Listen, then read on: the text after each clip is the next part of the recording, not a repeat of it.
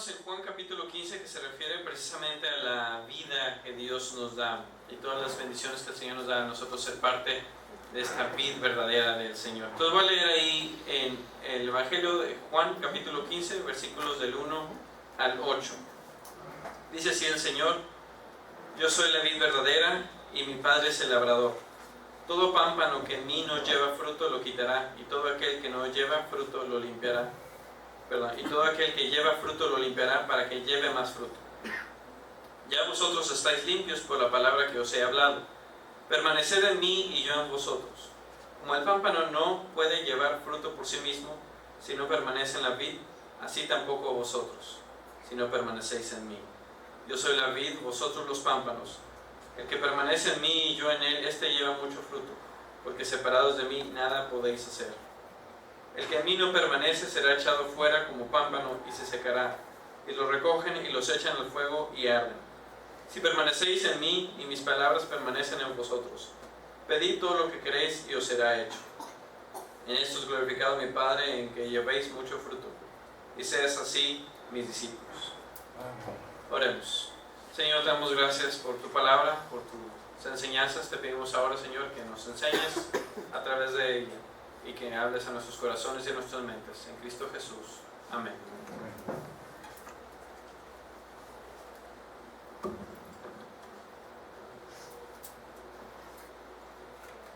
Algunas veces ustedes a lo mejor han batallado con sus celulares en la cuestión de que no funcione o no que sea mala marca o algo así, pero en la cuestión de la señal, en la cuestión de que cuando ustedes van en algún lugar, bueno, si están en una ciudad, probablemente ustedes tengan la señal completa en sus teléfonos, pero si se van a la montaña o algún lugar alejado de la civilización, como Cadereyta, no es cierto, como no sé, en algún poblado, no tengo nada contra Cadereyta, por cierto, nomás está un poquito lejos, nomás de... Pero en algún lugar donde no haya suficientemente señal, ustedes se darán cuenta que no tienen tantas barritas, o sea, las barritas de la señal. Ahí está la antena y ven ustedes las barritas que van subiendo acorde a la fuerza de la señal que ustedes tienen. Entre más cerca estemos de una antena de la señal, más fuerza tenemos en nuestro celular a la potencia de la señal. Y entre más lejos estemos, pues menos señal vamos a tener. Así de simple, así funciona. Me acuerdo mucho del apóstol Juan, porque si ustedes recuerdan en el capítulo 21, versículo 20, dice que Juan, dice la Biblia que el discípulo amado estaba recostado con el Señor Jesús en la última cena, al lado de él. Imagínense nada más estar recostados al lado del Señor Jesús, así tal cual. El Señor Jesús comiendo en la cena del Señor, y al lado de él, muy juntito de él, estaba el discípulo amado Juan. Imagínense estar tan cerca, tan íntimamente en esa cercanía con el Señor. Yo creo que sería algo sumamente maravilloso poder sentir esa cercanía con el Señor. Qué tan fuerte sería nuestra recepción, por así decirlo, de la señal nuestra, de nuestras vidas, si estuviéramos así de cerca con el Señor, o como decimos aquí, así de cerquitas con el Señor. Pero la pregunta es, ¿qué tan cerca estamos nosotros de esta fuente, de esta antena, vamos a ponerlo así? ¿Qué tan cerca estamos nosotros del Señor? ¿Estamos nosotros tan cerca que tenemos la señal total, o estamos alejados de Él de tal forma que hemos perdido nosotros la señal? O el peor de los casos es que ni siquiera tenemos prendidos, por así decirlo, cuando el celular lo tenemos apagado, pues uno le puede decir: oye, te estuve hablando todo el día, pues tenía el celular apagado, ¿no? Pues así como va a funcionar. Pero imagínense que nosotros como cristianos ni siquiera tenemos encendido nuestros corazones y nuestras vidas, que ni siquiera estamos receptivos a la señal que el Señor nos quiere mandar, ni siquiera estamos conectados a Él de ninguna forma. El mismo Señor Jesús dijo que Él es la vid verdadera. La semana pasada vimos de que el Señor dijo que Él es el buen pastor. Versículo 11 del capítulo 10 dijo: yo soy el buen pastor. Ahora vemos que Él dice: yo soy la vid verdadera. El mismo Señor lo dice. En muchos pasajes del Evangelio de Juan, Él habla de yo soy. Yo soy, como vimos, yo soy el buen pastor, yo soy la puerta de las ovejas, yo soy la vid verdadera, yo soy, y empieza a hablar mucho de estas metáforas o estas enseñanzas. que para nosotros nos dan ciertas, vamos a poner así, ciertas como capsulitas o ciertas destellos de lo que es el Señor y lo que nos enseña a nosotros en nuestras vidas. Son imágenes que nos ilustran lo que es estar conectados con el Señor o estar con el Señor, la vida eterna y el reino de los cielos. No hay una forma, por así decirlo, que lo explique completamente o enteramente. Por eso es que el Señor Jesús utiliza estas imágenes o estas ilustraciones, por así decirlo, en el cual Él mismo dice, yo soy, yo soy, yo soy. Y ahora, y este domingo, vamos a hablar de esta imagen de que el Señor usa, de que yo soy la vid verdadera. Primero que nada, déjenme les hablo de lo que es la vid. La vid, como ustedes pueden ver aquí, es la planta o el árbol, si ustedes quieren llamarlo, que produce las uvas, básicamente. Las uvas vinícolas. Eso lo aprendí muy bien en mi carrera, estudié administración de empresas turísticas, aquí está Ami para dar testimonio a eso. Que en los cuales en la clase nos enseñaron, no todas las uvas producen vino, hay un específico cepa, unas específicas cepas de uva que dan este tipo de, o que producen el vino, y ya nos explican todo el proceso de los vinos que hay y todo eso. Bueno, la vid o la vitis vinífera es de los cultivos más importantes en el pueblo de Israel, si no por ser el más importante. Se dice que en la tierra de Canaán existían unas uvas muy exuberantes, muy, vamos a ponerlo, muy jugosas, muy grandes, muy frondosas, que eran famosas en toda esa región.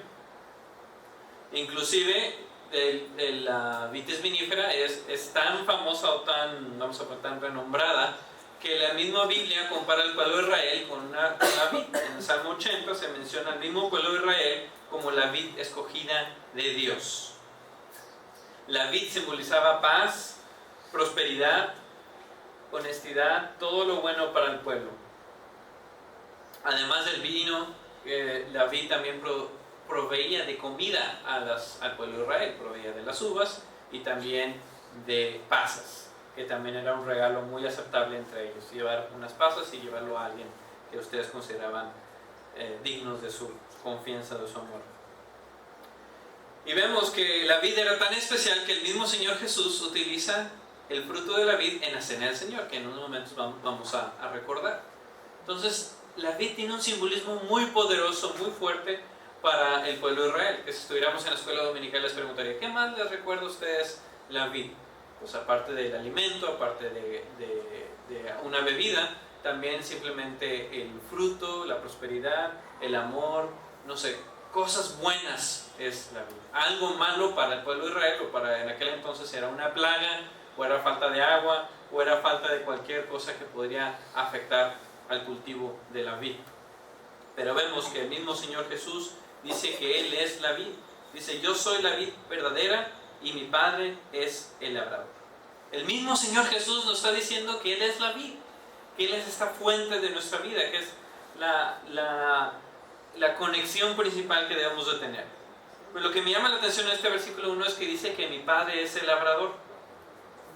Dicen los estudiosos que los que labraban, cultivaban la vid eran la gente probablemente la más pobre en aquel entonces. En lo cual digo, qué maravilloso es saber que el mismo Señor Jesús y el mismo Padre Celestial se compara a lo más humilde, más pobre en aquel entonces. Con aquellos que cultivaban, aquellos que labraban esta fruta. Los dueños eran muy diferentes, los dueños eran los que tenían dinero, los dueños de los terrenos, los dueños de la vid, eran muy diferentes a ser aquellos que cultivaban y labraban. Me recuerda mucho a aquellos trabajadores en Carolina del Norte que cultivaban el tabaco, muchos de nuestros paisanos que iban y cultivaban el tabaco siendo sin educación, siendo de lo más pobre, siendo que estaban en un país cual no era el suyo, e iban a cultivar el tabaco en aquellos lugares. Inclusive en una iglesia donde yo estaba construida una iglesia atrás de un cultivo de tabaco, todo estaba lleno de tabaco. Los niños les gustaba jugar ahí, no sé por qué. Le decíamos, salte de ahí, te vas a marear y todo, y los niños, no, voy. Pero ahí les gustaba ir a oler las hojas del tabaco, las verdes grandotas. Pero bueno, esa es otra historia. Pero lo bueno es que el Señor se compara a lo más bajo y lo más humilde que podamos imaginar. Yo me acuerdo también que cuando estaba estudiando la carrera, como cuando estaba en San Antonio, la doctora Nora no va a dejar mentir tampoco, que en uno de los trabajos que hice fue lavar platos, simplemente. lavar platos. Otro de los trabajos que tuve en hotelería era lavar los baños y otro era lavar los pisos. Entonces estuve siempre haciendo trabajos muy, vamos a ponerlo así, muy físicos, por así decirlo, y cuando estuve en San Antonio me puse a lavar platos también para no perder la costumbre. Y el caso es que al momento de estar aquí en Monterrey, al momento de estar limpiando los pisos en el suelo, yo me acuerdo que así, como bueno, aquí no tiene, pero cuando hay, no me acuerdo cómo le llaman, soplo, ¿no le llaman? No, que me puse, en el hotel donde estaba, en el tercer piso había un soplo que cubría todo ¿cómo se llama? El mezanín, que le llaman. Entonces me dijeron, mira, vas a agarrar esta esponjita, este cepillito y esta agüita, así todo, y vas a limpiar todo alrededor del hotel. Me tardé como 6 horas más o menos. Pero lo que me enseñó, entre muchas cosas, entre limpiar baños y eso, es de que cuando uno está limpiando las cosas o está haciendo cosas de este tipo, no estás mirando hacia arriba, estás mirando hacia el suelo. Cuando alguien pasa, miras a alguien hacia arriba, no lo miras hacia abajo. Y lo que nos enseña todo este tipo de experiencias es de que el mismo Señor Jesús se rebajó, como leímos hace poco en Filipenses, en estar de lo más bajo, en no mirarnos de arriba hacia abajo, sino mirar de abajo hacia arriba. Imagínense lo maravilloso que es eso del Señor Jesús, de que Él se puso en nuestros zapatos, haciendo lo que nadie quiere hacer, lavando los pies de los discípulos, rebajándose al grado de un esclavo, de un siervo, y decir, voy a hacer lo que nadie quiere hacer. Y en estas experiencias el Señor nos enseña que Él es el Señor, porque no es por lo que hagamos o lo dejemos de hacer, por cualquier trabajo que tengamos, sea que ganemos mucho, que sea que ganemos poco, que valga nuestra vida más o menos. El Señor mismo nos puso el ejemplo diciendo, siendo Él Dios, el creador del universo, se rebajó a hacer lo que nadie quiso hacer. Y eso es una de las más grandes enseñanzas que veo aquí en este versículo 1. Ahora, de una vez les aclaro, la hermana Lupita dijo que íbamos a salir rápido, pero yo le dije, pero el sermón dura 2 horas, así que pues, ahí nomás vamos en el versículo 1, ahorita vamos a ver cómo nos van los demás. También el Señor nos dice que todo pámpano que en mí no lleva fruto lo quitará, en el versículo 2, y todo aquel que lleva fruto lo limpiará para que lleve más fruto. Una traducción que tenemos nosotros de que lo quitará, muchas versiones lo dicen así, que lo quitará, lo removerá, lo cortará, etc. Pero la misma palabra se puede traducir por levantar. Uno se puede pensar, entonces si no llevo fruto a Dios o de Dios, entonces Dios me va a remover, me va a tirar y ya. No, lo que podemos entender aquí es de que el Señor dice que nos va a levantar, que en aquellos errores que tenemos, que son muchos, aquellos momentos donde caemos bajo y más bajo y más bajo, donde estamos en el pozo, en lo más profundo de nuestros pecados o de nuestra desesperación o de nuestras malas acciones, el Señor nos levanta, el Señor nos rescata. No se trata de que el Señor nos abandone, que nos diga, bueno, ya te caíste en el pozo porque no llevaste fruto, no hiciste las cosas bien, no me obedeciste, ni modo, ahí va solito. Sino que el mismo Señor nos dice que Él nos rescata, como la oveja perdida, como el hijo pródigo, que Él va y nos levanta, Él nos ayuda, nos abraza.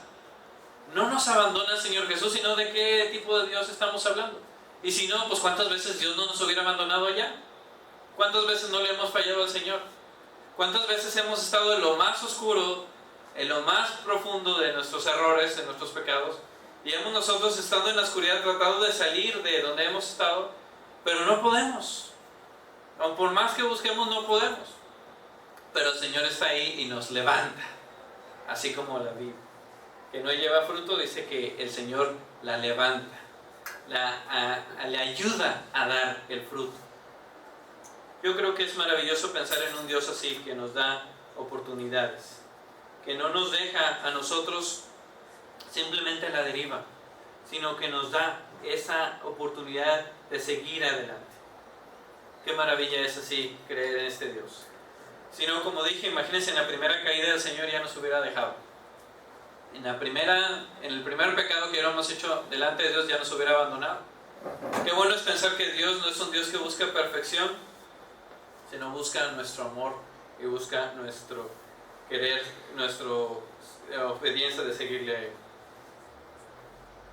vemos que el Señor también nos limpia en este versículo, o nos poda.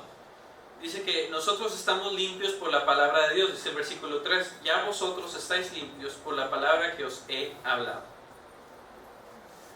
La palabra de Dios es poderosa. Sí, todavía no entiendo por qué sigan viniendo los domingos a escuchar. Por todas las veces que les digo, lo que el Señor les pide a ustedes no les va a gustar, no nos gusta, y yo les he dicho.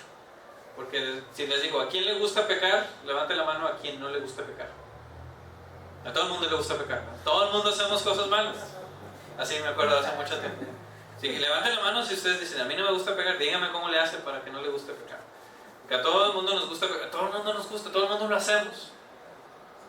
Por eso la palabra de Dios es poderosa al momento que nos habla. Porque el Señor Jesús nos dice cosas que no nos gusta escuchar. Nos enseña cosas que no nos gusta aprender. Nos habla en nuestros corazones cosas que queremos rechazar, que queremos cerrar. De tal forma que, Señor, no queremos escucharte así. Nos gusta ver al Señor Jesús en bebé, así como en Navidad. Así chiquitito, así bonito, en el pesebre, cantamos cantos, damos regalos, bendito sea el nombre del Señor que nos dio el nombre, a Jesús, y ya. Nos gusta ver al Señor Jesús también ahora como lo vimos en Pascua, crucificado. Pues sí, ahí lo vemos crucificado. Sí, el Señor murió por nosotros. Fue un sacrificio muy grande y lo vemos así, y lo sentimos así, lo pensamos así, y ya, pero hasta ahí.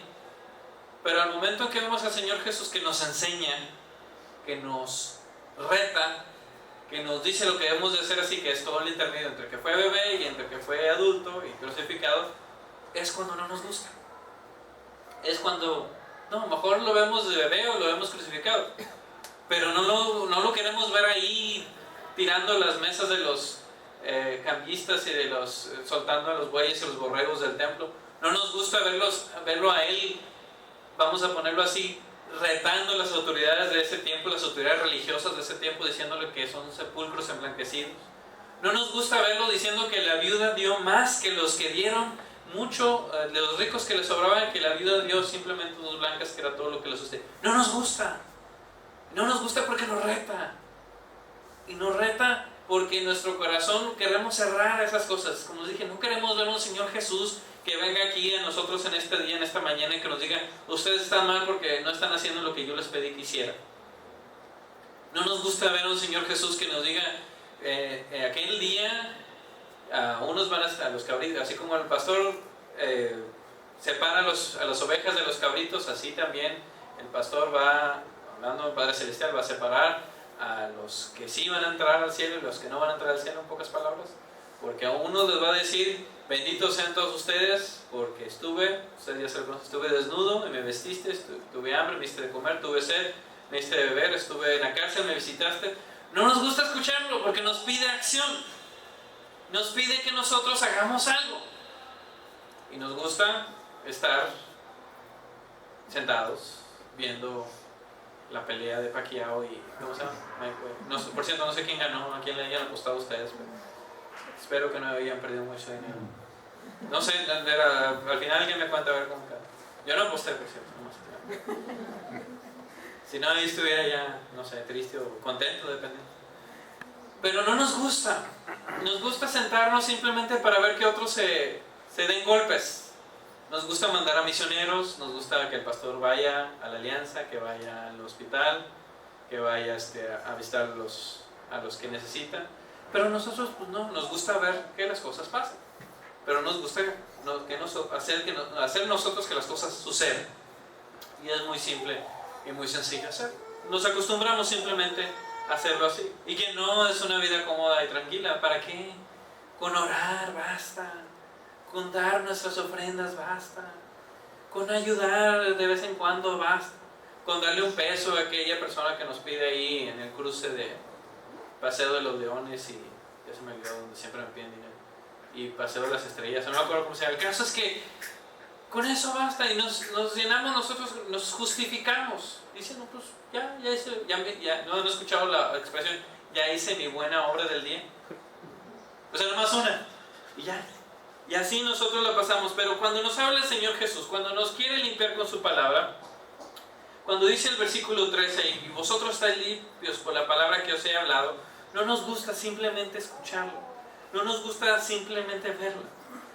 Y luego dice el Señor Jesús en el versículo 4, permanecer en mí y yo en vosotros. Como el pámpano, como la rama, no puede llevar fruto por sí mismo, si no permanece en la vid, así tampoco vosotros si no permanecéis en mí.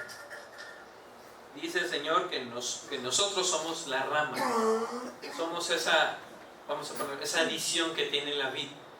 Si una rama la cortamos de cualquier árbol, pues ¿qué va a pasar con la rama? Como qué pasa con las flores que muchos de ustedes van a regalar ahora en el Día de las Madres. Pues las ramas se van a secar, las flores se van a secar y se van a morir. Pero si una flor está conectada a la planta principal, pues va a seguir viviendo porque está conectada a la vida, a la planta principal. Así nosotros, el Señor nos dice que debemos de estar conectados a Él. Dice, el pámpano, la rama no puede llevar fruto por sí mismo. Nosotros no podemos, de una vez les digo, nosotros no podemos. O sea, no es su culpa que les guste más el pecado que seguir a Dios. No es su culpa que quieran apostar a Pacquiao. No es su culpa que quieran dejar que vayan misioneros a África y ustedes no. Bueno, sí, parte de su culpa. Pero la cuestión es de que nosotros mismos no podemos hacerlo. Por más que busquemos, por más que luchemos, por más que queramos hacerlo por nuestras propias fuerzas, no podemos. Porque tenemos que estar conectados a la vida, al Señor. Tenemos que estar alimentándonos constantemente del Señor, de tal forma de que Él nos da este amor, de que Él nos da esta fuerza, que Él nos da este deseo de seguir. Por eso les digo, si su celular está lejos de una antena, no tienen señal, no tienen recepción. Si ustedes están cerca de una antena o de un lugar donde haya mucha señal, pues tienen recepción, tienen más fuerza en la señal. Así también nosotros con Cristo. Si nos alejamos de Cristo, pues simplemente pues vamos a seguir haciendo las cosas que nos gustan. No tenemos la recepción, no recibimos lo que el Señor quiere que tengamos nosotros. Si nos acercamos a Él, entonces le escuchamos más. Entonces vamos a saber lo que quiere para nuestra vida. Entonces vamos a saber su voluntad. Una pregunta que siempre les he dicho que me hacían muy seguido allá donde vivimos en Corpus Christi, era especialmente los oficiales de policía que iban conmigo a la iglesia, era que quiero conocer la voluntad de Dios. Me preguntaban. Yo que decía, pues sí, la voluntad de Dios, Dios te la da a conocer. Pero una vez te digo, y lo que les he dicho a ustedes, no te va a gustar. Porque ellos dicen, es que ¿qué es lo que quiere Dios? ¿Que siga este trabajo o que no lo siga? ¿O que vaya a este lugar o que no vaya? ¿O que tome esta oportunidad o que no la tome? ¿O que haga esto o no? Dice, de entrada yo les decía, tú sabes cuál es la voluntad de Dios para tu vida. El caso es que quieres justificar lo que no es la voluntad de Dios. Claro, a veces las preguntas son más difíciles que blanco y negro. Pero yo creo que si estamos cerca del Señor Jesús, si estamos conectados al Señor Jesús, Él nos va a enseñar lo que Él quiere para nosotros. Él nos va a hacer producir este fruto que el Señor quiere. Así, ¿de qué nos sirve un celular sin señal? Simplemente lo apagan. ¿De qué nos sirve una televisión sin electricidad? ¿De qué sirve un cristiano sin Cristo? El versículo 6 dice, el que en mí no permanece será echado fuera como pámpano y se secará, y lo recogen y los echan al fuego y arden. Así como una planta sin agua o una flor cortada, simplemente nosotros no podemos sobrevivir sin el Señor. Debemos ya de quitar de nuestra mente el que podemos. No sé si ustedes han escuchado. Yo recuerdo que vi en Estados Unidos cuando Obama iba a ser presidente, bueno, estaba siendo electo para ser presidente. Estaba haciendo campaña para ser presidente, mejor dicho, sí. Y una de sus pancartas decía, sí, nosotros podemos. Y todo el mundo decía, sí, nosotros podemos, sí, nosotros podemos. Inclusive me tocó conocer al que ahora es vicepresidente, en una campaña que hizo ahí en una escuela donde estudiaba. Y todo el mundo traía, hasta en español lo escribían y todo, sí podemos, sí podemos, sí podemos. Debemos de quedarnos de nuestra vida, de nuestra mente, que nosotros podemos. Que nosotros, sí, nosotros hacemos, sí, nosotros podemos, sí. En las pláticas en cualquier plática motivacional o en el líder de esto, en las pláticas que hacen para los vendedores, el año pasado que me dediqué a eso, todo el mundo te dice que puedes. Invitan a alguien, a un conferencista estrella que ha escrito libros que sabe todo, y él básicamente se para enfrente y te dice, sí, sí puedes. Sí puedes alcanzar las ventas, sí puedes alcanzar esto, sí puedes alcanzar tus sueños, sí puedes alcanzar... Y es lo que venden los vendedores, sus metas, sus retos y todo eso. Y es lo que nos vende mucha gente. Sí, tú puedes salir adelante, puedes hacer eso. Y así nos vamos llenando la mente de esta recompensa, satisfacción del que tú puedes, de que tú sabes, de que tú, todo esto se puede alcanzar. Pues de una vez les digo que nosotros no podemos. No es por desmotivarlos, no es por decirles que no pueden hacer las cosas en sí, sino aclararles que solamente Dios puede. Solamente Dios puede ayudarnos, solamente Dios puede sacarnos adelante. Y yo creo que muchas de estas pláticas que tenemos en las cuestiones de ventas o motivacionales y todo eso, se nos pasa, hablando de la gente, a nosotros también, se nos pasa decir, no, nosotros no podemos, con la ayuda de Dios podemos. No es de que nosotros vamos a salir de esa crisis, no es que nosotros vamos a salir de ese problema en la familia, no es de que nosotros podemos salir de esa enfermedad, no es de que nosotros podemos salir de este pecado, de este vicio que tenemos. Nosotros por nosotros mismos no podemos hacerlo, pero con la ayuda de Dios sí. Eso es lo que debemos de tener en nuestra mente, que nosotros no podemos, con la ayuda de Dios sí podemos. Si Dios quiere y con la voluntad de Dios, nosotros podemos salir adelante. Había un hermano que conocí en San Antonio, predicó una vez en la iglesia y que él dijo que él era veterano en la Segunda Guerra Mundial, imagínense. Él estaba en armada y entonces dijo que le encargaron que fuera junto con todo un grupo, varios grupos de, no me acuerdo cómo se llaman, del ejército, hacia el Pacífico. Y se fueron uno de estos barcos, de esos grandotes del ejército, entonces que metieron a todos los soldados y estaban hasta el mero fondo, todos ahí, esperando ahí en el barco. Llegó una tormenta muy fuerte, de tal forma que el barco, así de grandote, se mecía en el Pacífico, imagínense. No era tan pacífico en ese entonces, ni tampoco ahora. Entonces se mecía, entonces él pensó, no, ya no va a morir aquí. Imagínense el hermano de 18, 19 años de edad, esperando morir en la guerra, pero a lo mejor ni siquiera iba a morir en la guerra, iba a morir antes cuando el barco se hundiese ahí en medio del océano.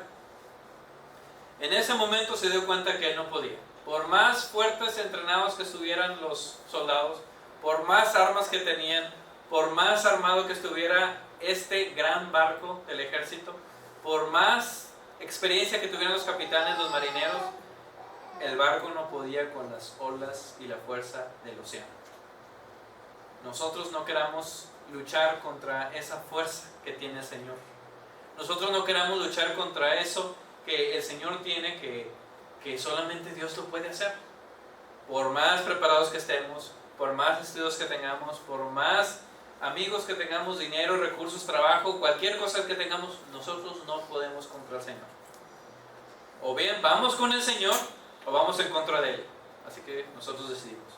O bien vamos con la ayuda del Señor a salir adelante, o bien perdemos la batalla desde antes.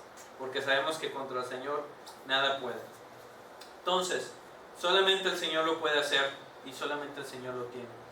Dice el versículo 7, si permanecéis en mí y mis palabras permanecen en vosotros, pedid todo lo que queréis y os será hecho. Debemos entonces dejar que la palabra de Dios entre en nosotros, que permanezca en nosotros. Debemos de dejar que el Señor nos alimente, que el Señor nos sustente, que el Señor nos aliente. ¿Es duro seguir a Cristo? Sí. ¿Es duro obedecerle, escucharle? Sí, es difícil. Nadie ha dicho que no lo sea. Pero es la única opción que tenemos. O permanecemos en el Señor, o bien morimos lejos de Él.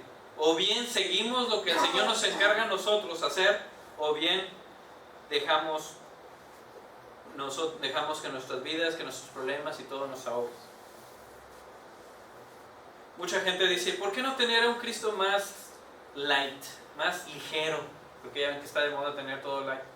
Hay Coca Light, hay matrimonios light, hay computadoras light, hay bueno, todo hay ligero ya, hasta hay agua light. Nunca me imaginé que hubiese podido. El agua por sí ya es agua, pero hay agua light, ligera. Dije, ¿cómo es posible eso? Pero aún así es. Entonces, ¿por qué no nosotros decimos, por qué no tener a un Jesús más ligero, más digerido, más fácil de aceptar, así como en las películas o en las canciones, así como dije, como un bebé. ¿Por qué no tomamos mejor la figura de Cristo, algo que nosotros podamos moldear? ¿Por qué no consideramos a Cristo nada más como lo que era Él, un carpintero, sí, un maestro, sí, un profeta, sí nos dio enseñanzas muy bonitas, muy hermosas? Pero pues, y sí es el Salvador del mundo, pero pues sí, está bien, pero ya nada más así. ¿Para qué tanto? No sé si las han escuchado algunos de sus familiares o amigos que dicen, ¿para qué tanto meterse en la iglesia? Así nomás, de vez en cuando, en las bodas, en funerales, quinceañera. Cuando siento, yo he escuchado gente que cuando yo siento que necesito a Dios, yo voy a la iglesia. Así como ir al doctor, ¿no? Cuando siento que necesito ir al doctor, voy al doctor. Cuando no, pues ¿para qué ir a ver al doctor todos los días? Donde que fuera familia. Bueno, los que están casados con doctor, lo siento, ¿verdad? Pues tienen que ver.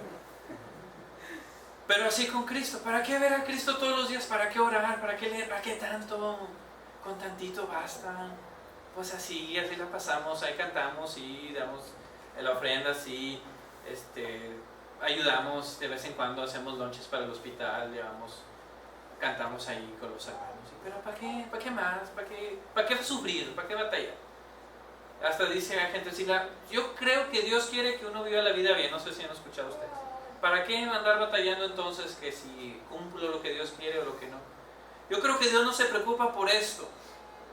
Dios nos está retando a que más allá de que nos juntemos nosotros a tomar café, a comer pan dulce, a estar en pláticas o hablar de paz mundial, o qué podemos o no podemos hacer, el Señor nos reta a hacer algo, a permanecer en Él, a escucharle, a aceptar la palabra del Señor tal cual es y tenerla en nuestras vidas, aceptarla a nosotros. ¿Qué es lo máximo que Dios nos puede pedir en todo caso? Yo no creo que Él sea dinero, ni cosas que nosotros podamos darle, ni posesiones. No creo que ni siquiera sea el tiempo, las habilidades especiales o el canto, por más bello que pueda ser. No creo que sea que el Señor quiera que nosotros prediquemos, por más necesitada que sea la palabra del Señor. No creo que el Señor quiera que nosotros que vayamos a ayudar a más gente, por más que haya gente sufriendo en este mundo, en este país, en esta ciudad. Yo no creo que ni siquiera el Señor quiera que vayamos de misioneros a aquellos lugares donde haya necesidad, gente en África o en Asia, aquí mismo, donde mueren de sed o de hambre, o gente esperando sin siquiera saber que existe la esperanza que tenemos nosotros de la resurrección de Cristo Jesús. Por más que sea necesario esto, no creo que el Señor nos está pidiendo eso. No creo que el Señor nos esté pidiendo nada de estas cosas. Yo creo que el Señor nos está pidiendo que nosotros amemos. Que nosotros amemos de todo corazón. Primeramente a Dios y luego a los demás. El amar, eso es todo lo que nos pide el Señor Jesús. El amar como Cristo nos ha amado. Dice el versículo 8 al 12, lo voy a leer. En esto es glorificado mi Padre, en que llevéis mucho fruto y seáis así mis discípulos. Como el Padre me ha amado, así también yo os he amado. Permaneced en mi amor. Si guardareis mis mandamientos, permaneceréis en mi amor, así como yo he guardado los mandamientos de mi Padre y permanezco en su amor. Estas cosas os he hablado para que mi gozo esté en vosotros y vuestro gozo sea cumplido. Este es mi mandamiento, que os améis unos a otros como yo os he amado. Yo no creo que el Señor Jesús nos pida al principio que llevan mucho fruto diciendo que llevan muchas almas a Cristo, o que llevan mucho fruto siendo los frutos del Espíritu, amor, gozo, paz. Todos los que estudian en la escuela dominical desde niños deben acordarse de todos esos: benignidad, mansedumbre, templanza, fe. Yo no creo que el Señor Jesús tampoco nos diga que llevan mucho fruto dando dinero a la iglesia. ¿Para qué quiere Dios dinero? El fruto que Dios nos pide, el Señor nos pide, que Dios quiere de nosotros, es el amor. Así de simple. Ya si ustedes dicen, bueno, sí es eso, está fácil. No, no está tan fácil. Amen a las personas que están a su alrededor.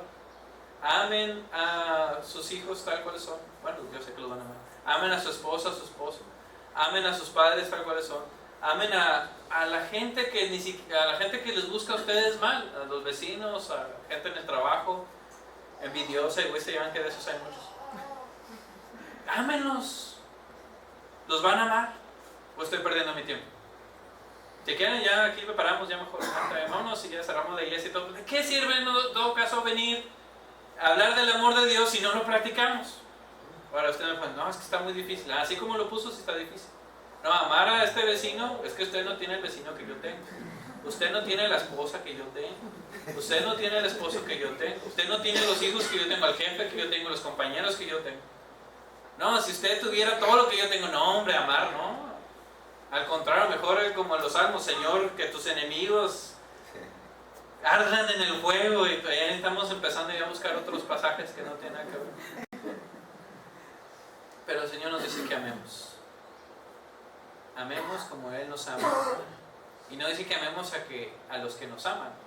Que amemos como Él nos ama. Él amó a los mismos que lo estaban crucificando, Él los amó. A los mismos que lo entregaron, Él los amó. A los mismos que le rechazaron, Él los amó. Que lo insultaron, que lo golpearon, Él los amó. Para nosotros, sí, pero pues Él era el Señor Jesús, Él era Dios. ¡Qué chiste! Así yo también. Sé que no es fácil. La vida no es fácil, la vida cristiana es menos sencilla. Nadie dijo que iba a ser palomitas de microondas. Lo que el Señor nos pide es que nosotros lo hagamos todos los días y que perfeccionemos ese amor en el Señor Jesús. Que nosotros practiquemos, así como el nadar, el andar en bicicleta, el cocinar, todo es con práctica. Así como les digo a mis alumnos todos los días, digo, si ustedes quieren aprender un nuevo lenguaje, ustedes tienen que practicar. Si ustedes están sentados y no hablan, y no estudian, y no hacen sus tareas y todo, nunca van a aprender nada. Si nosotros debemos hacer nuestra tarea todos los días de estar practicando el amor de Dios, nuestra tarea de hablar con Dios, nuestra tarea de pedirle al Señor que nos conecte a Él, que nos enseñe a amar, que nos enseñe a nosotros poder buscar este amor exceso que es del Señor y solamente es de Él. No es fácil, el amar no es fácil, el amar requiere muchos riesgos. El amar requiere muchos sacrificios. El amor duele. Pero ese es el camino que nos enseñó el Señor Jesús. Ahora, si no les gusta, pueden hacer musulmanes o budistas o otras cuestiones de meditación o otras que buscan el limpiar el ser o otras cosas. Todos somos libres de buscar lo que queremos. Pero si nosotros decidimos ser cristianos, el camino que nos enseña el Señor Jesús es el amor a Dios primeramente y a los demás. Y una noticia o algo nuevo que les quiero decir, si es que no se los he dicho antes. La cuestión es de que si queremos amar a Dios, tenemos que amar a los demás, no hay de otra. No podemos decir amar a Dios sin amar a los demás.